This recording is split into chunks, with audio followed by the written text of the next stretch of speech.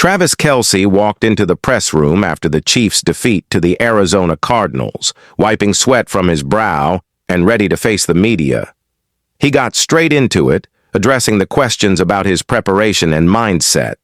He made it clear that football had always been his driving force, the focus of his life since he was a kid.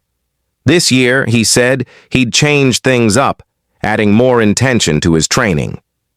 He'd gone down to South Florida, working with Tony Villani at XP, fine-tuning his running technique and drilling the basics, aware that as he gets older, every detail counts.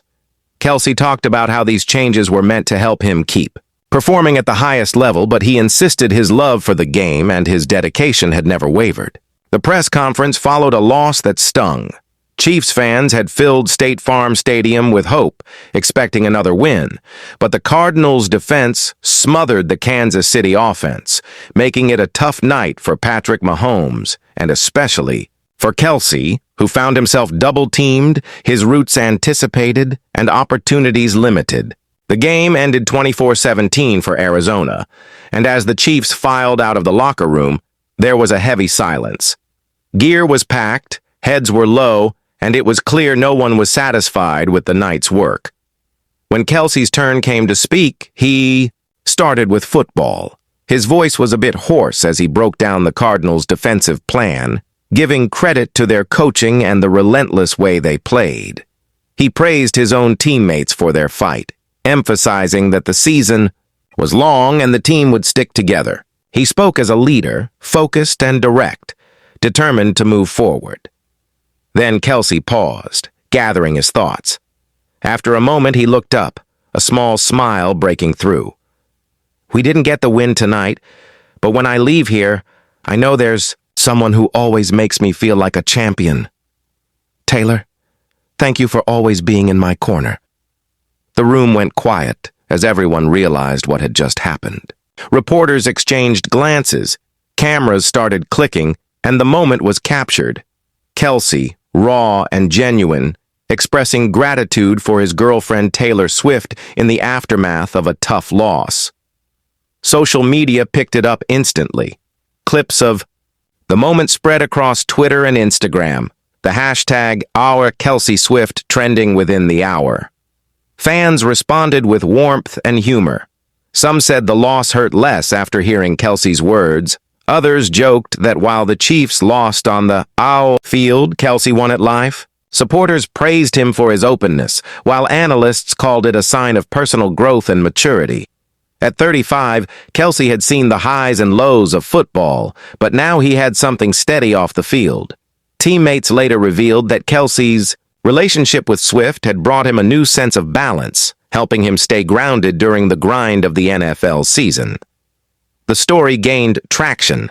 Fans posted side-by-side photos and videos of Kelce and Swift, reminiscing about her appearances at games and celebrating the blend of sports and pop culture. Some even said moments like this were why they loved the game, seeing athletes as real people with real feelings. Subscribe for more behind-the-scenes Chiefs stories. The loss itself was tough. The Cardinals played inspired football, locking down Mahomes' passing lanes and keeping Kelce covered on nearly every snap. Arizona's offense controlled the tempo, and despite a late push from Kansas City, the Chiefs couldn't close the gap. In the locker room, frustration was obvious. Helmets were set down with a thud, tape was ripped off, and players slipped quietly into their routines. Kelce, often the one to lighten the mood, stayed focused, going over the game in his head until it was time to face the media. When asked about the defeat, he kept it professional, giving credit to the Cardinals and refusing to make excuses. He talked about what the team needed to do better and insisted that they'd come back stronger. Still, it was his final words about Taylor Swift that stole the headlines, spreading quickly through fan circles and mainstream outlets alike. Swift's own fans joined the conversation, sharing their excitement and posting clips of her at Chiefs games. Some noted how rare it was to see such genuine emotion from a star athlete in the spotlight. The moment wasn't lost on the team, either. Andy Reid and the coaching staff pointed to Kelce's leadership, saying that moments like this built trust and unity in the locker room.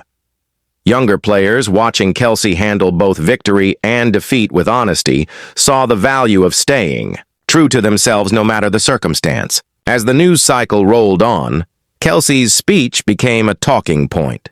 Sports shows replayed the clip, fans debated its meaning, and some wondered if it would provide a spark for the team. By the next practice, the Chiefs were back to work, but the mood had shifted. There was a sense of togetherness, fueled in part by their star tight end's honesty.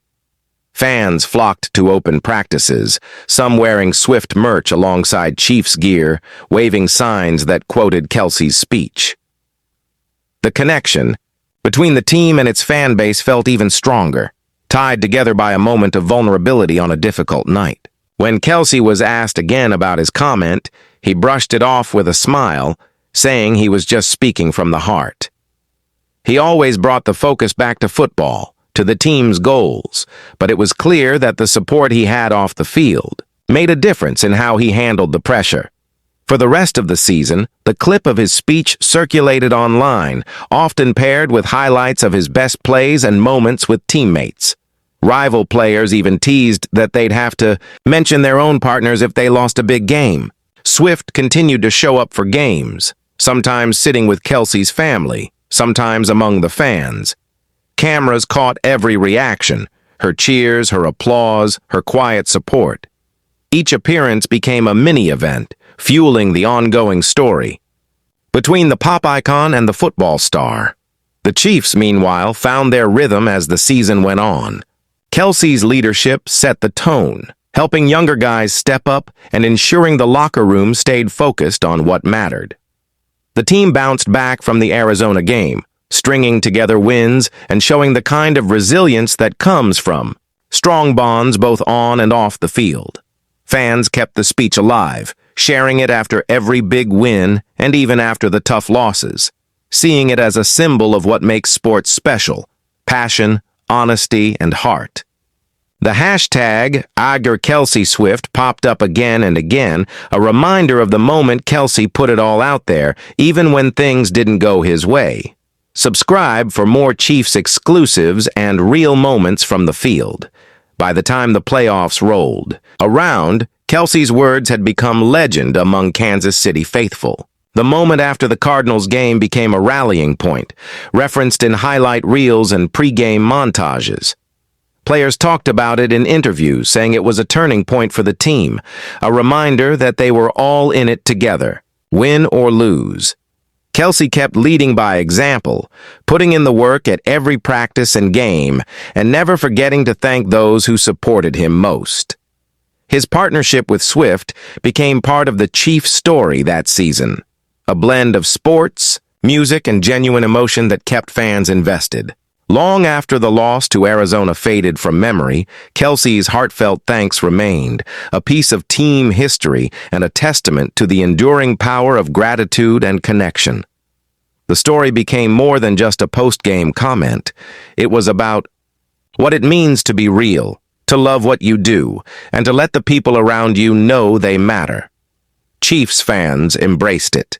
Players respected it. And the legacy of that moment carried through the season and beyond. A reminder that even in defeat, there are victories worth celebrating,